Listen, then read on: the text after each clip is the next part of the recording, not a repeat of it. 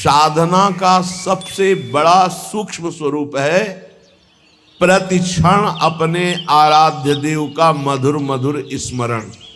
ये सबसे बड़ा साधन है और इसी से भगवत प्राप्ति होती है, केवल इसी से भगवत प्राप्ति होती है।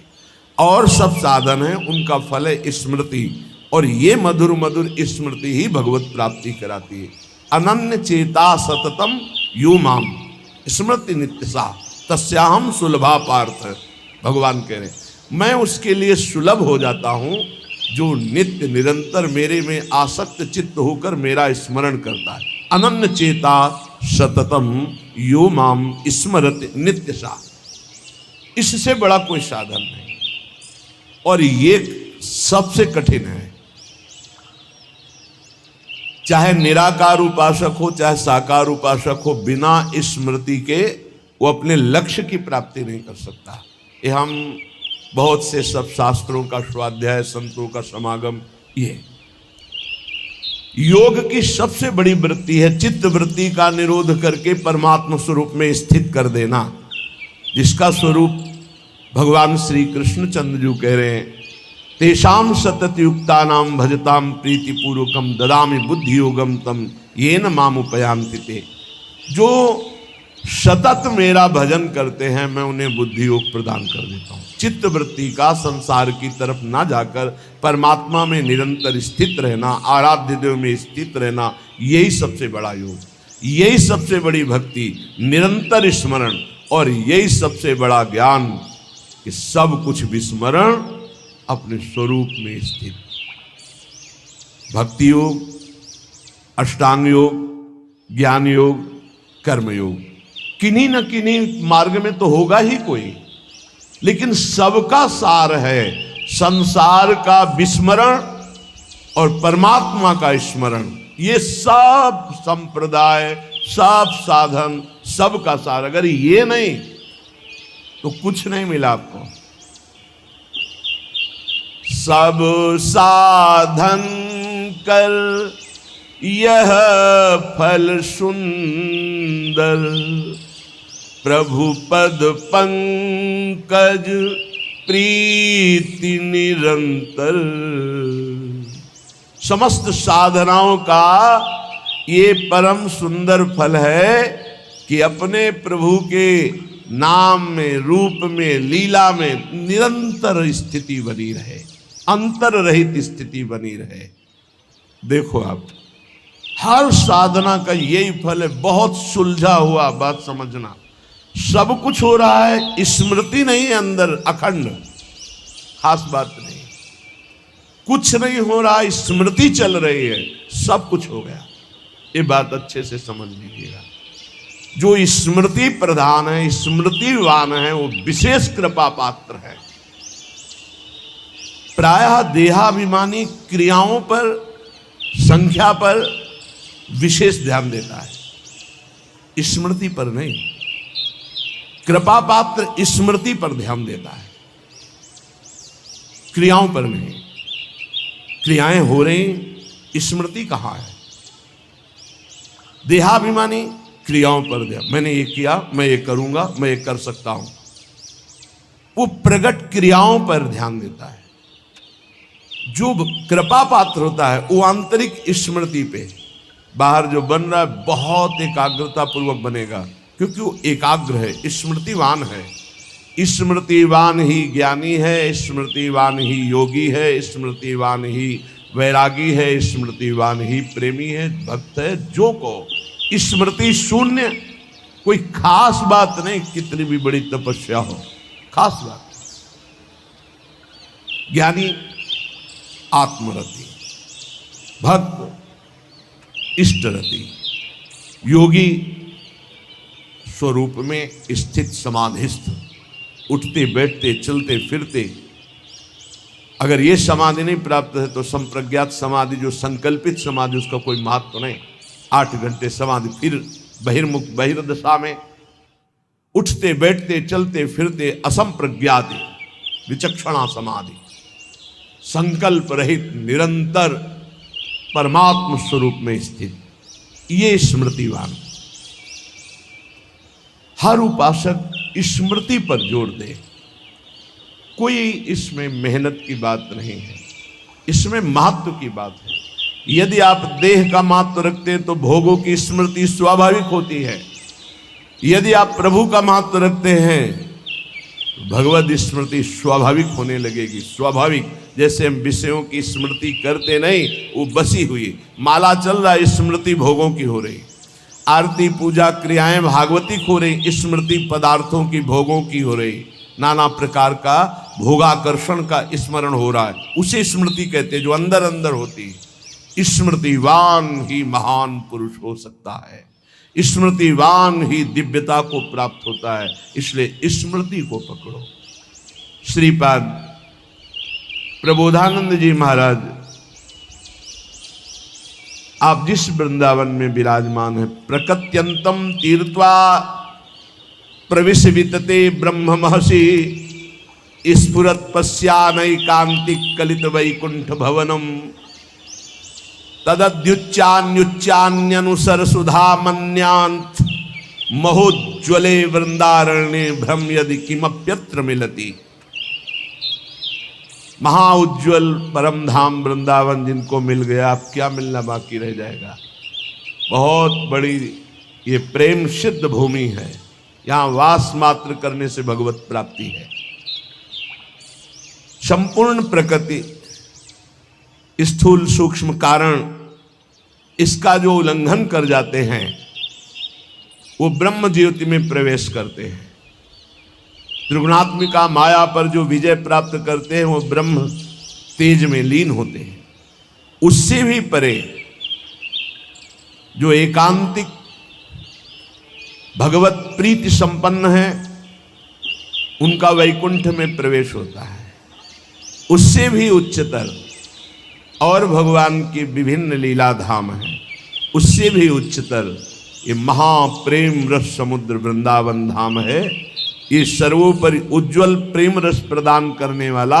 यदि तुम्हें वृंदावन मिल गया तो अब कुछ भी मिलना बाकी नहीं रह जाएगा। इसलिए वंदे वृंदावनगत महम भक्ति भारावनम्रो धन्याग्रण्यम क्रमिमपि न चान्यत्र संस्थांतरणाय। मैं वृंदावन की कृपा से वृंदावन की महिमा को जितना जान रहा हूं, श्रीपाद कह रहे हैं यहां के किसी भी जीव का अपमान मत करना। आप यहां का अगर कीड़ा भी दिखाई देगा तो मैं माथा रख करके उसको दूर से पंचांग प्रणाम करूंगा कि तू धन्य है, वृंदावन में कीड़ा बना, मेरी स्वामिनी के महल का है। बहुत ध्यान देने, किसी की निंदा या अपमान या प्रहार दंड देना ये तो बहुत बुरी बात है। यहां छोटे से छोटे जिसे तुम निम्न कोटि का जीव समझ रहे हो, बड़ा भारी परमहंस महात्मा बना हुआ है। वंदे वृंदावन गतमहम भक्ति भारावनम्रो धन्याग्रण्यम क्रमिमपि। यहां वृंदावन के क्रमी को मैं प्रेम भार से झुककर मस्तक रखकर प्रणाम करता हूं, क्योंकि प्रियाजू के महल का है। किंतु संस्थान त्रणाय मन्ने ब्रह्मादिक सुरगणान किम बहुक्त्या ममेयम। बड़े बड़े देवता देवराज इंद्र ब्रह्मादि को भी मैं तिनके से बड़ा नहीं समझता हूं। ये अभिमान नहीं है, ये स्थिति है। देवराज इंद्र और ब्रह्मा पद को भी मैं तिनके से बड़ा नहीं समझता हूं, क्योंकि आप ब्रह्म स्तंभ पर्यंतम सर्वम मायामयम जगत, तिनका और ब्रह्मा दोनों माया से ही रचे हैं। ब्रह्मादि देवताओं को, इंद्रादि देवताओं को मैं तृण से अधिक नहीं अर्थात तृण के समान मानता हूं। स्वामी श्री हरिदास जी के लिए भी आया है, सुरपति नरपति लोकपति जिनके भावे घास घास रहे परम आनंद में तज सभी की आस। पर वृंदावन के मैं कीड़े को भी मस्तक रखकर जमीन पे प्रणाम करता हूं। बाहर के देवराज इंद्र या ब्रह्मा पद को मैं तिनके के समान समझता। ऐसा आया है रसिकों के लिए। कि 7 गांठ कौपीन में इंद्र बापुरो कौन। बेचारा इंद्र, उनके सामने क्या, किनके सामने? बोले जिनकी लंगोटी भी 7 जगह से सिली हुई या गांठ लगी हुई है, सही लंगोटी भी नहीं है, पर प्रिया प्रीतम के अनुराग में तो बोले इंद्र बापुरो कौन। बेचारा इंद्र क्या है उनके सामने। ये पक्की बात है। जो अपने आराध्य देव की प्रीति को प्राप्त हो गया है, उसके सामने कुछ नहीं है, कोई पद नहीं। जब भक्ति का रंग चढ़ता है तो न पारमेष्ठम न महेंद्र जिष्णम कह देना बहुत सरल बात है। श्लोक याद करके बोलना या उसका अर्थ बता देना बहुत सरल बात है। और हम कह रहे हैं न पारमेष्ठम न महेंद्र जिष्णम न सार्वभौमम न रसाधिपत्यम न योग सिद्धिर अपुनर्भवम वा। नहीं चाहिए। और एक छोटा सा विषय, एक छोटी सी भोग सामग्री विचलित करके नीचे गिरा देती है, तो वो केवल दम्भ हुआ बोलना। स्थितिहीन महापुरुषों की जो बोल रहे हैं कि ब्रह्म पद या देवराज इंद्र का पद भी तिनके के समान हमारे लिए है। महत्व है तो वृंदावन का उस कीड़े का भी जो इस रज में रेंगता है। क्रमी प्रौढ़िर गाढ़ा न खलु परितो भाति कृष्णोपि पूर्णा। मेरी बात को चतुरता पूर्वक मत समझना कि मैं वाक चातुरी से बोल रहा हूं। पक्की बात समझना कि यदि वृंदावन के बाहर श्री कृष्ण भी खड़े हो तो मैं उनको देखने के लिए आंख नहीं उठाऊंगा। जैसा श्रीपाद कह रहे ऐसे श्री भट्ट देवाचार्य जी भी कह रहे। विपिन राज सीमा के बाहर हरिहु को न निहार रेमन वृंदा विपिन। अब आप सोचेंगे कि ऐसा क्यों कह रहे हैं, क्योंकि हमारे वृंदावन बिहारी जो एक कदम भी वृंदावन से बाहर नहीं जा सकते। हमारी प्रियाजू, हमारे लालजू, यही सबके मूल हैं, यहीं से अवतार होते हैं। जो ब्रज में भी अवतार होते हैं, निकुंज से ही ठाकुर जो प्रभु के अंश से ऐश्वर्य में भगवत स्वरूप है, उनसे तो ऐश्वर्यमयी लीलाएं, महामाधुर्य रसमयी लीलाओं के लिए हमारे निकुंज के ठाकुर संबोधन करते हैं हरिवंश महाप्रभु। आनंद आज नंद के द्वार। कौन प्रगटा है? तो बोले दास अनन्य भजन रस कारण, ये प्रगटे लाल मनोहर ग्वार। ये प्रगटे लाल, लाल जो आए हैं निकुंज से, जो ब्रज में अपने अंश से लाल जो प्रकट होकर रसमयी महामाधुर्यमयी लीलाएं किए हैं। ऐश्वर्यमयी लीला के लिए जब हो तो भगवान चतुर्भुज नारायण जेल में प्रकट होते हैं देवकी वसुदेव को। मैंने वरदान दिया था कि मैं पुत्र रूप में, तो देखो मैं तुम्हारे सामने इसलिए प्रकट हुआ हूं कि तुम मुझ में ब्रह्म भाव और पुत्र भाव दोनों रखना। वो ऐश्वर्य स्वरूप। अगर ब्रज के बाहर तो ठाकुर का ऐश्वर्य में स्वरूप, तो ये महामाधुर्य रस वाले आंख उठा के भी नहीं देखना चाहते। प्रिया जो नहीं पास में, वृंदावन के रसिक हरि को नहीं पहचानते।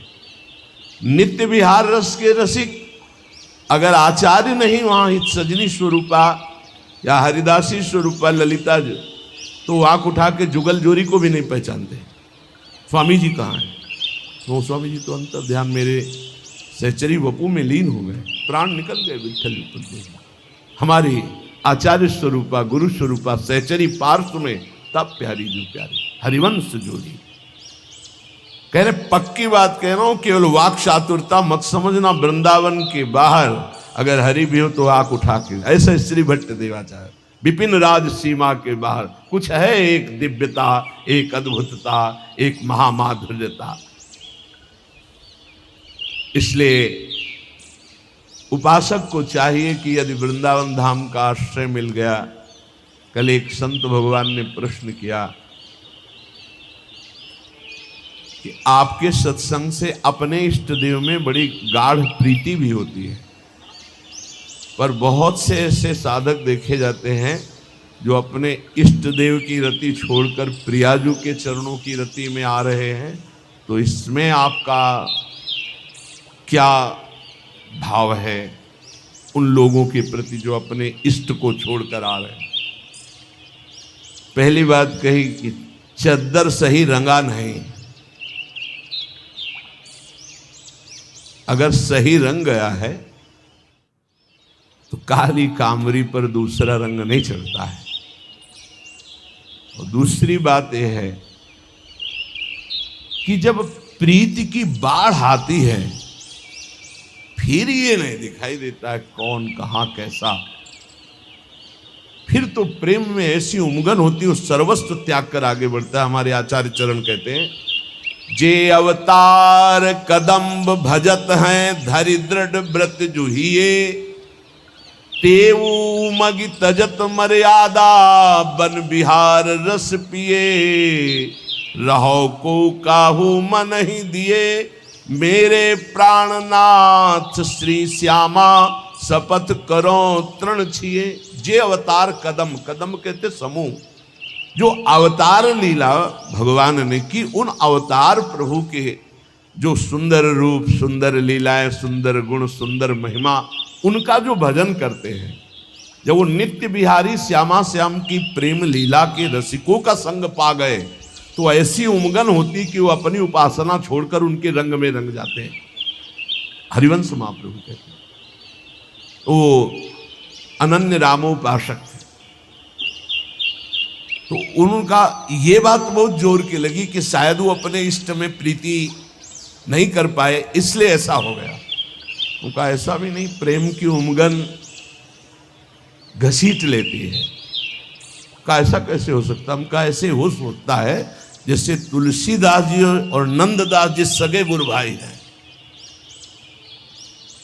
तो जब नंद नंदन ललित त्रिभंगी मुरली मनोहर की रूप की चपेट पड़ी तो नंददास जी आसक्त चित्त होकर नंद नंदन की उपासना में तन्मय हो गए। तिलक बदल गई, छाप बदल गई, आराधना बदल गई। तो गोस्वामी जी ने पत्र में लिखा कि गुरु भाई, हमारे राम जी में क्या कमी थी जो श्याम जी के भजन में डूब गए? तो उनका भैया यहाँ कमी की कोई बात नहीं थी। हे बावरा मन बंसी की तान सुनकर लुट गया। अब क्या कहें हम? अभी गुरु जी ने भी कुछ सोच विचार के ही हमारा नाम नंददास रखा था, इसीलिए नंद नंदन ने मुझे अपना दास बना लिया, चित्त का आकर्षण कर दिया। अरे बड़े बड़ों के हृदयों में इस रूप माधुरी ने अपना प्रभाव दिखा दिया। ये ऐसा रस है, सच्ची कहते हैं, ये ऐसा रस है कि ज्ञान मार्ग, योग मार्ग, भक्ति मार्ग, कर्म मार्ग, विषय मार्ग, किसी भी मार्ग का जीव एक चपेट मारी और अपना बना लिया। तुलसी घाट में 80 घाट के बिल्कुल समीप ही आज भी वो पीपल का वृक्ष विराजमान होगा, क्योंकि पीछे ही हमको दिखाया गया था कि ये अभी विराजमान है। अब तो बहुत सुंदर निर्माण वहाँ हो चुका है, पहले रज का ही सब 80 घाट पूरा रज का ही था। ध्यानस्थ बैठे हैं, चलो रास, बस वहीं से ऐसा परिवर्तन हुआ। अब हमसे पूछा जाए कि आपको क्या ब्रह्म ज्ञान में तृप्ति नहीं मिली क्या? आपको क्या अपने साधन या आचार्य निष्ठा में जैसी हरिवंश महाप्रभु में निष्ठा है, पक्की तुम्हें बता दे, क्योंकि बच्चापन से जो निष्ठा पड़ती है वो निष्ठा कभी फिसलती नहीं, ध्यान रखना। आद्य गुरु भगवान शंकराचार्य में जो निष्ठा जैसी थी वैसी ही आचार्य चरणों में निष्ठा है, जैसी आचार्य चरणों में निष्ठा वैसी आचार्य चरणों में थी। क्योंकि आचार्य चाहे 100 रूप धारण कर लें, लेकिन तत्व तो वही होता है। जब जब होए धर्म के हानि, तब तब तनु धरि प्रगटत आनि, जानि और दूजो नहीं। तृप्ति, न भूख की चिंता, न प्यास की चिंता, न वर्षा की, न गर्मी की, किसी भी, न सर्दी की, कोई व्यवस्था नहीं। घाटों में तो बिना आनंद के घाटों में रहते थे क्या? लेकिन ये है आनंद ऐसा कि हमारा तो बात जाने दो, श्रीपाद प्रबोधानंद जी महाराज जो हजारों सन्यासियों के गुरु थे, हम तो उस मार्ग के पथिक थे। ये तो अद्भुत उस मार्ग को प्रदान करने वाले थे जिनका आप ये वृंदावन महिमामृत सुन। कितने ऐसे परमहंसों के चित्तों को बलात् अपनी रास विलास में आकर्षित करके रस समुद्र में डुबो दिया, आज तक नहीं उछरे, आज तक नहीं उछरे। ये रस अगर श्री जी की कृपा से आपको वृंदावन का आश्रय, वृंदावन का वास, वृंदावन की उपासना, राधा नाम में प्रीति, आप ये समझ लीजिए कि चरम अवस्था में पहुंच रहे हैं। चरम अवस्था की उपासना आपको अहेतुकी कृपालु श्री लाडली लाल ने दे दिया। अब ये कि आपको जैसे दिखाई नहीं दे रहा है चरम अवस्था, तो आपको समझ में नहीं आएगा। जैसे दूर की वस्तु कोई जहाज में बैठे हुए दूर से देख लेता है दूरबीन से, ऐसे ही कृपा में बैठा हुआ उपासक कृपा प्राप्त नेत्रों से देख लेता है बड़ी दूर की वस्तु कि कितनी ऊंची वस्तु हमको दी गई है। श्री भगवत ऋषि जी महाराज कह रहे कि देखे जीव जहाज चढ़ी दूरबीन धरि नैन, ऐसे ही वस्तु विचारिवर लखे आप उर ऐन, लखे आप उर ऐन। उपासक तौन कहावे रहे गुणन के बीच, गुणन आसक्त नावे। भगवत रसिक अनन्य सभाते आवे लेखे, प्रकृति पुरुषते परम, प्रकृति पुरुषते परे परम, उज्ज्वल रस देखे। यही बैठे हो, अलग अलग भाव के अनुसार दृष्टि है, लेकिन एक कृपा दृष्टि मिलती है जिससे मानस नेत्र खुलते हैं। वो दूरबीन है जो बैठे बैठे नित्य विहार रस को देख सकते हो। उपासक ऐसे ही वस्तु विचारवर लखे आप उरैन, उरैन हृदय के नेत्रों से बैठे बैठे लाखों हजारों के बीच में भी, राय गुणन के बीच, सतोगुण रजोगुण तमोगुण माया के बीच में रहता हुआ गुणन आसक्त ना आवे, त्रिगुणातीत अवस्था को प्राप्त वो महापुरुष अपने हृदय के नेत्रों से महामाधुर्य रस का अवलोकन करता है। कोई भी द्वंद्व उसका स्पर्श नहीं कर सकता। प्रकृति और पुरुष दोनों से परे, यद्यपि प्रायः दो का ही वर्णन होता है, प्रकृति और पुरुष, लेकिन यहां कह रहे ये प्रकृति और पुरुष दोनों से परे परम उज्जवल महामाधुर्य रस को वो रसिक अनन्य अपने हृदय की दूरबीन से हर समय देखता रहता है। प्रकृति और पुरुष दोनों से परे, तभी कहते विपिन राज सीमा के बाहर हरिहु को। ये एक अद्भुत रस है वृंदावन का। ये आश्रय ले लो, चाहे लाखों कोस दूर हो, तो यही रस आपके हृदय में प्रकाशित होगा। जैसे पूज्य बाबा श्री राधा बाबा, भाई जी श्री हनुमान प्रसाद पोद्दार जी और शास्त्रों अनुगामी जन प्रिया प्रीतम के प्रेम रस में निमग्न हुए गोरखपुर गीता वाटिका पर। रजरानी वृंदावन की आश्रय, वृंदावन का आसक्ति प्रिया प्रीतम के चरणारविंद की वृंदावन से ही प्राप्त हुई। इसलिए अपने को जो मिला बहुत जोर की बात मिल गई। राधा नाम प्रिया प्रीतम के चरणों का आश्रय, श्री स्वामिनी जी के कृपा प्रसाद से कुछ दुर्लभ नहीं रहेगा, सब कुछ प्राप्त हो जाएगा। धैर्य पूर्वक अपने मार्ग को पकड़ के चलते रहो। हमें सत्संग सब सुनना है, पर यह नहीं भूलना कि हम किस मार्ग के पथिक हैं। महापुरुषन ने सब रस गायो, देखनो यह है कि उनको हियो कहां ठहरानो, ताको गहनो। सत्संग में सब धर्म की बात होगी, लेकिन आपको अपने अनन्य धर्म की बात पकड़नी और अपने मार्ग में चलना है। जब कोई उपासक भगवत मार्ग में प्रवीणता पूर्वक चलना चाहे तो बोले त्यक्त संगो, बहुत ध्यान से सुनना। जित क्रोधो लघ्वाहारो जितेंद्रिय, पिधाय बुद्ध्या द्वाराणि मनो ध्याने निवेशयेत्। महान अवधूत श्री दत्तात्रेय जी महाराज, यदि तुम भगवत मार्ग में चलना चाहते हो, भगवत प्राप्ति करना चाहते हो, तो कह रहे त्यक्त संगो, किसी का भी संग स्वीकार ना करें। ये बहुत खास बात साधना में है। अपना जीवन में प्रभु और गुरुदेव के सिवा कोई संगी नहीं होना चाहिए। ये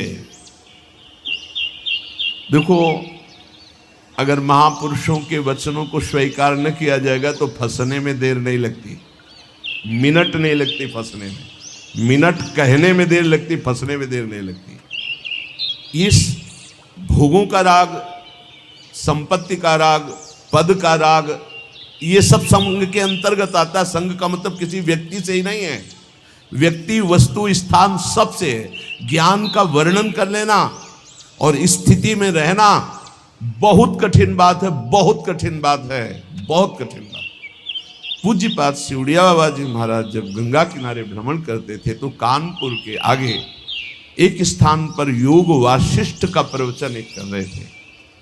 ऐसा आत्मज्ञान का वर्णन करे थे, बाबा को पूरा लगा कि ये बोधवान पुरुष है। 3 दिन तक प्रवचन नीचे बैठ के सुना, फिर पीछे गए और एकांत में उनसे मिले और कहा, मैं केवल एक शब्द पूछना चाहता हूं, आपको आत्मबोध है? तो उनका, आप हमारे आश्रम गुरु हैं। सन्यासी गृहस्थ का आश्रम गुरु होता है, आपसे मिथ्या भाषण महापाप होगा, इसलिए प्रभु मैं वाक्पटु हूँ, विद्वान हूँ, शास्त्रों का सम्यक ज्ञान है, लेकिन तत्वबोध नहीं है। उनका बस मुझे इतना ही। बाबा ने अपने अनुभूति, शास्त्र का ज्ञान होना एक अलग विषय है और तत्वबोध होना एक अलग विषय है। यहाँ परम अवधूत दत्तात्रेय भगवान कह रहे, यदि तुम्हें तत्वबोध प्राप्त करना, भगवत प्राप्ति करनी है, देखो, अगर आप सोचो कि मैं प्रेम मार्ग का हूं, मुझे तत्वबोध से क्या मतलब है, तो सर्वान वस्तुतया निरीक्ष, ये तत्वबोध ही ध्यान रखना। ये क्रूरा अपिपापिनो न च सताम संभाष्य दृश्या से सर्वान वस्तुतया निरीक्ष, परम स्वाराध्य बुद्धिर्मम, सब में पापी में पुण्यात्मा में सब में एक मेरे आराध्य देव, ये तत्वबोध ही है। बोले त्यक्त संगो, त्यक्त संगो।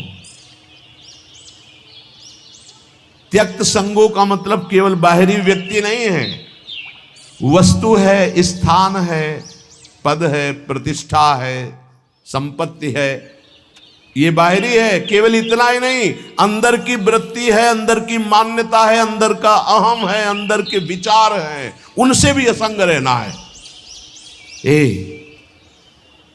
त्यक्त संगो, वो जित संग दोषा, अंदर और बाहर से, तब वो परम पद का अधिकारी हो। समझ लीजिए बहुत ध्यान से, शायद ये समझ पाना कठिन है, क्योंकि बाहरी कुसंग नहीं त्याग पा रहे, फिर बाहरी संग की बात क्या, फिर अंतर के संग की बात क्या।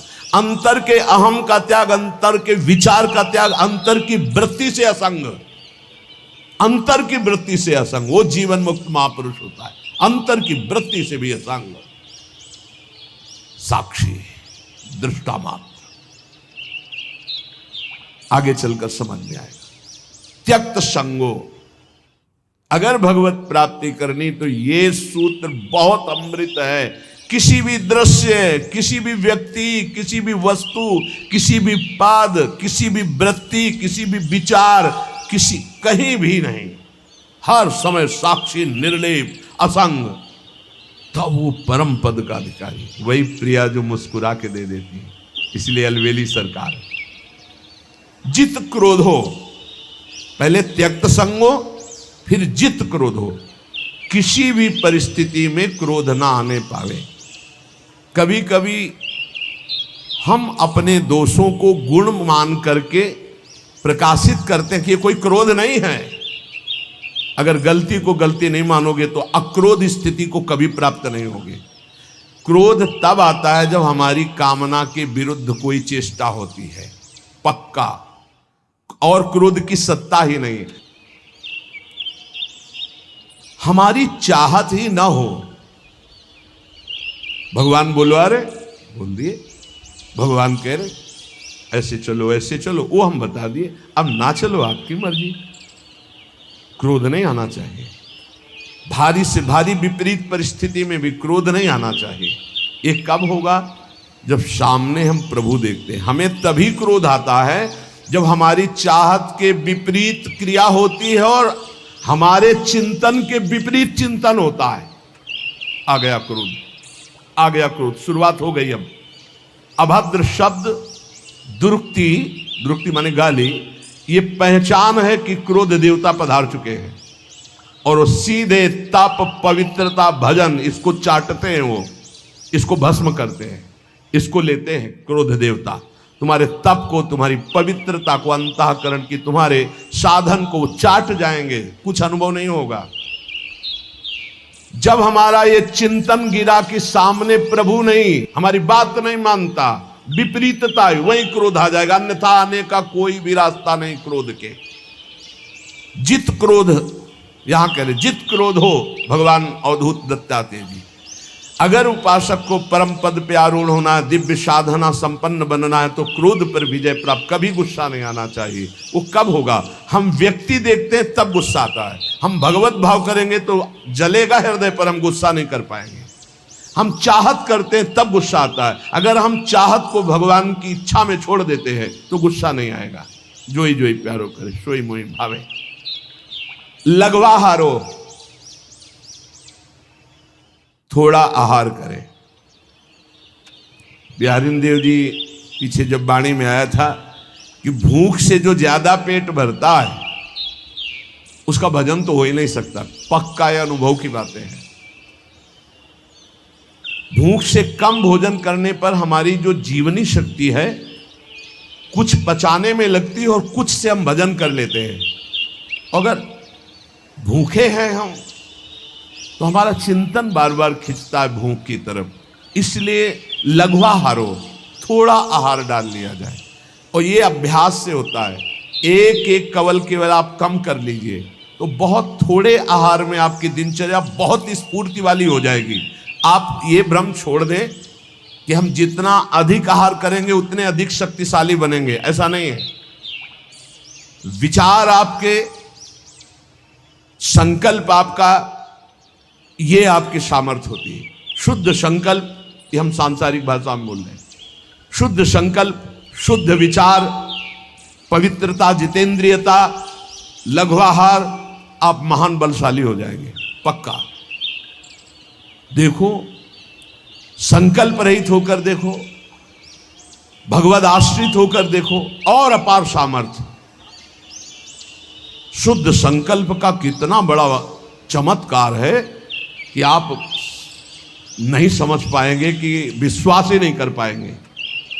अगस्त जी ने संकल्प किया और ऐसे समुद्र को पी गए, पूरे समुद्र को। आप विश्वास नहीं कर पाएंगे कि समुद्र को पी गए अगस्त जी महाराज। महान तप निधि, संकल्प किया और पी गए समुद्र को। ये संकल्प की ताकत। भोजन से इस पांच भौतिक शरीर का पोषण होता है और धीरे धीरे हम शरीर से अपने को अलग करने के लिए साधना कर रहे हैं। तो लघवा हारो, थोड़ा आहार चाहिए। हमारा दिमाग क्या सिखाता है? बर्बाद काहे को करोगे? अब कितना रह गया? 2 लड्डू रह गए हैं, 1 कटोरी खीर है।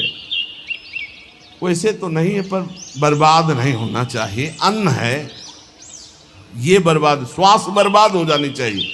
अरे दूसरा कोई खा लेगा, कोई और जीव पा लेगा। आप थोड़ा भजन के लिए जगह बनाए रखो। अगर आपने परुषा लिया है तो किसी और जीव को पवा देना। सब अपने गुरु भाई ही हैं, हम एक ही प्रभु के बच्चा हैं। पोशाकें अलग अलग हैं।